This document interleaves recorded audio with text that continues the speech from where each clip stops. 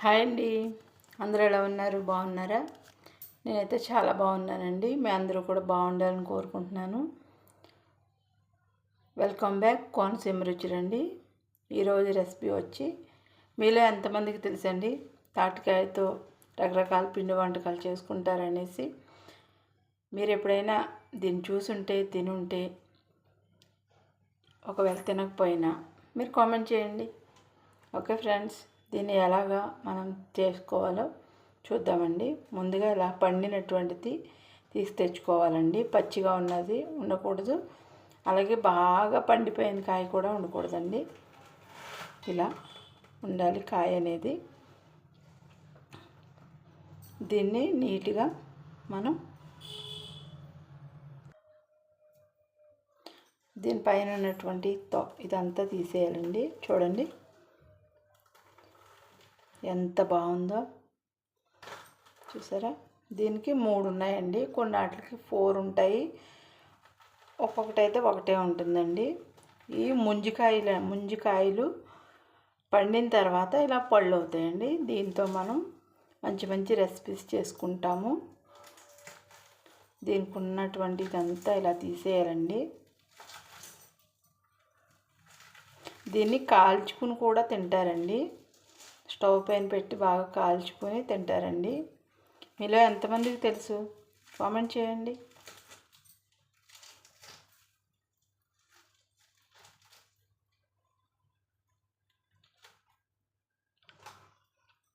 ఇలా అండి నీట్గా అన్నీ తీసేసుకోవాలి.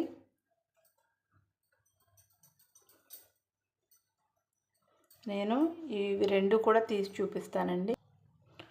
దీనిపైన ఉన్నటువంటి తొక్కంతా తీసానండి. దీన్ని ఇలాగా మనం ప్రెస్ చేసుకుంటే దీంట్లో ఉన్నటువంటి గుజ్జు అనేది వస్తుందండి బయటికి. చూసారు ఎలా వస్తుందో?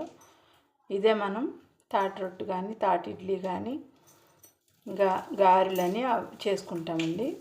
దీన్ని మనం ఇలా ప్రెస్ చేసుకుంటే దీంట్లో ఉన్న జ్యూస్ అనేది బయటకు వస్తుందండి. ఇలా బ్లాక్గా ఉన్న కాయతో మాత్రమే చేసుకోవాలండి. రెడ్గా ఉండే కాయలు అలాంటివి అయితే మనకి చేదు అనేది వస్తుందండి. ఇలా మనము మీ దగ్గర క్యారెట్ తురిమేది అలా ఉంటే దాంతో కూడా తీసుకొచ్చండి. ఇలా దీంతో కూడా వస్తుందండి మనకి.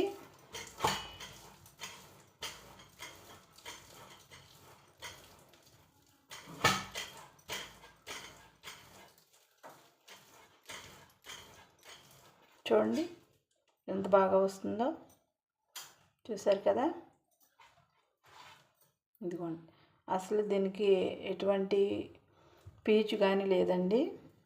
ఇలా నేను ఈ 3 టెంకలు కూడా చేసి చూపిస్తానండి. పేసం తీసి చూపిస్తాను. తాటి పేసం అయితే తీసేసానండి. ఒక కాయకు వచ్చి ఇంత పేస్ట్ వచ్చిందండి.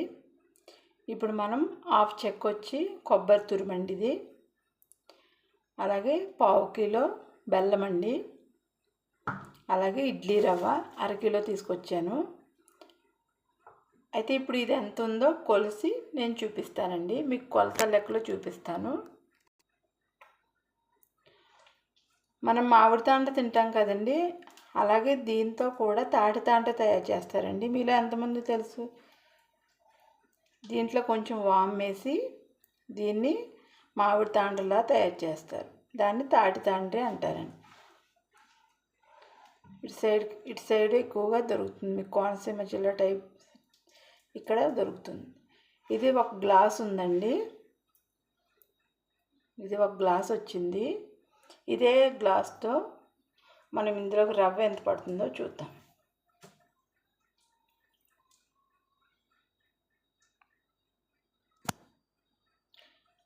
ఇప్పుడు మనం పేసం కలుసుకున్న గ్లాస్తోనే 1 గ్లాస్ వేసానండి. ఇప్పుడు ఇది ఎంతవరకు కలుస్తుందో చూద్దాం.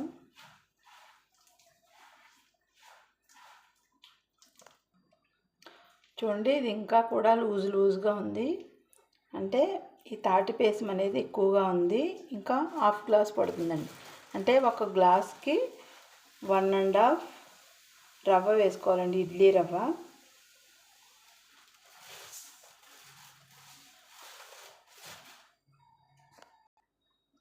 చూడండి, ఇదిగో 1/2 వేస్తున్నాను.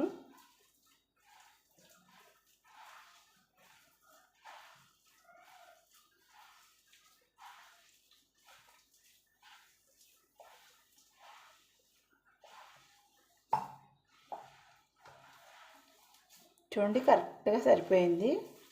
ఒక గ్లాస్ పేస్ట్కి 1.5 గ్లాస్ ఇడ్లీ రవ్వ.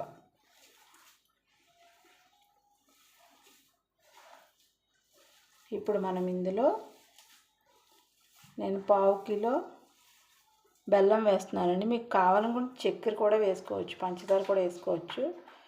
నేను బెల్లం వేస్తున్నాను, 1/2 కిలో వేస్తున్నానండి. బాగా తురుముకుని పెట్టుకున్నాను. అలాగే ఇందులో ఒక పచ్చి కొబ్బరి అండి, కొబ్బరి చిప్ప పచ్చి, ఇవి బాగా కలుపుకోవాలండి.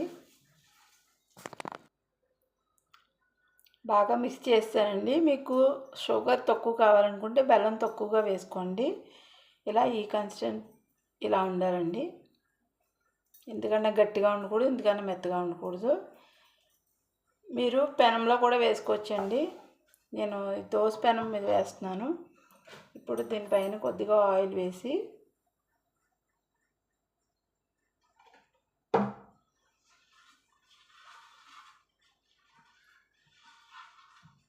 మామూలుగా అయితే కళాయి ఉంటుంది కదా, కళాయిలో అరిటాకు వేసి అరిటాకుకి ఆయిల్ రాసి దానిపైన వేసేవారండి మా అమ్మగారు. ఇప్పుడు అరిటాకు ఎక్కడ తేనండి నేను వెళ్ళి, అందుకనేసి నేను ఈ పెనం పైన వేస్తున్నాను. ఇలా మనం తీసుకుని మనకు పెద్దది కావాలనుకుంటే పెద్దది వేసుకోవచ్చు, చిన్నది కావాలంటే చిన్నట్టు కూడా వేసుకోవచ్చు.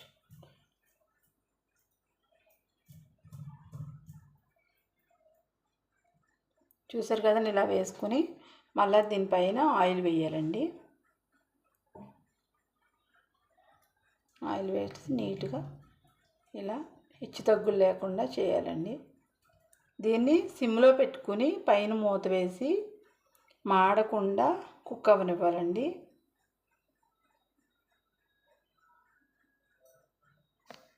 అట్టయితే ఇలా వేసుకోవాలండి తాటి రొట్టె.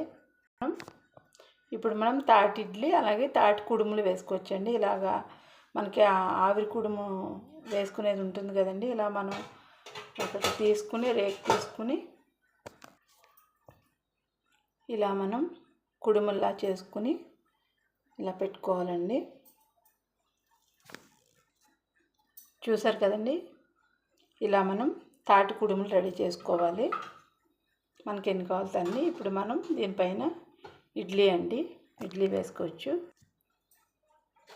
ఇప్పుడు వీటికి కొద్దిగా ఆయిల్ అప్లై చేయాలండి. ఆయిల్ అప్లై చేసిన తర్వాత ఇలా మనం తీసుకొని ఇలా ఇడ్లీ లాగా పెట్టుకోవాలండి.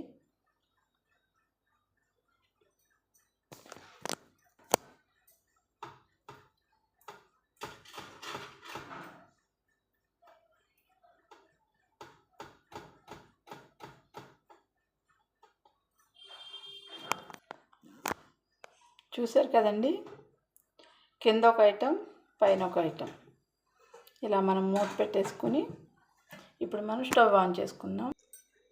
స్టవ్ వెలిగించి